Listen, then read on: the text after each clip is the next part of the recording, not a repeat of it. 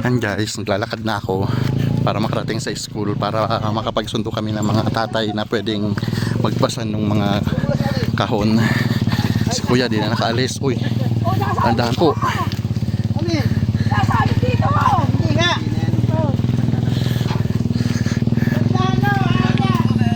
Ako, di na nakaahon. Di papa ano na lang sa mga tatay yung mga kahon. Di na kaya, sabi ni kuya.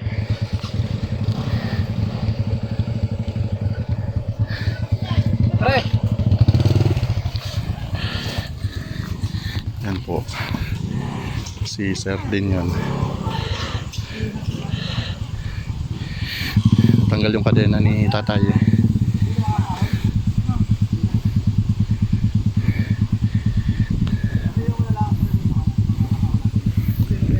Guys, lakad ako sa ibabaw kasi doon ako sasakay sa motor. Although si Sir Romnick is malakas ang loob, ako hindi kasi ang kasak ko.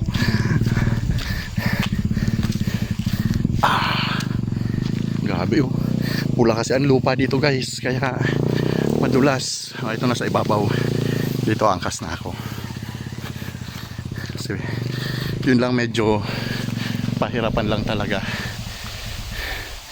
Pati si Sir nahirapan kasi bumalahaw yung isang kulong-kulong.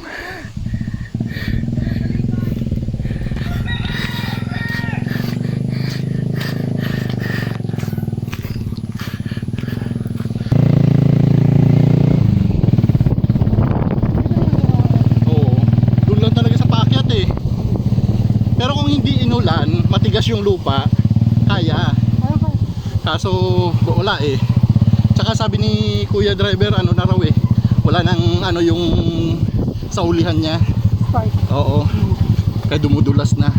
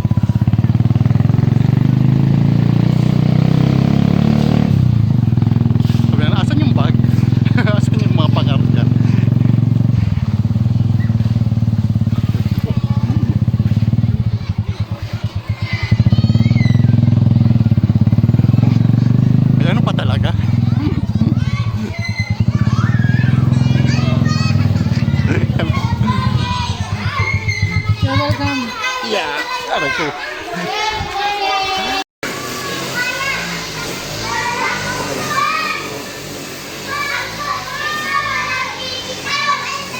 Saan ba doon natira itong mga estudyante ng ating lakon? Ay, diyan yata. Saan eh? Kung saan pula. Halito.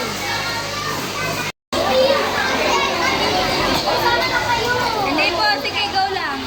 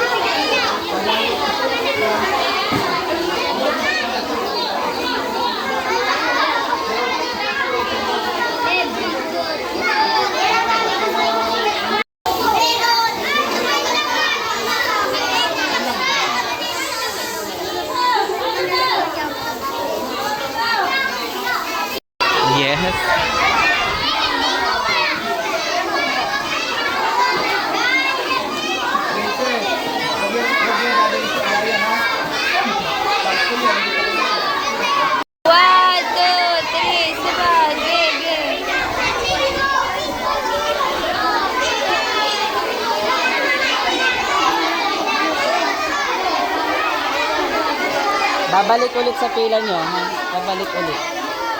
Ayos sa pila, very good.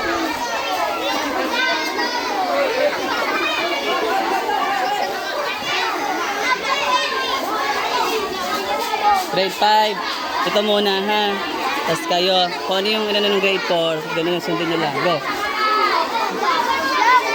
Oops! Tuloy.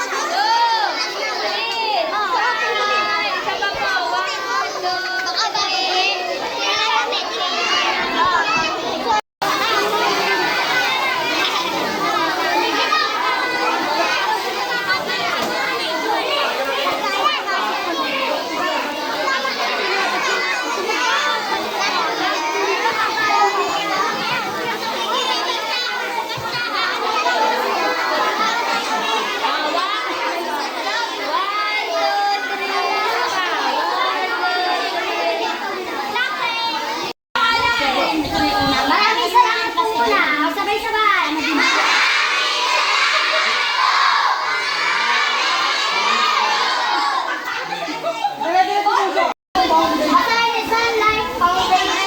Sunlight Foundation. Maraming salamat po, Sunlight Foundation. Yung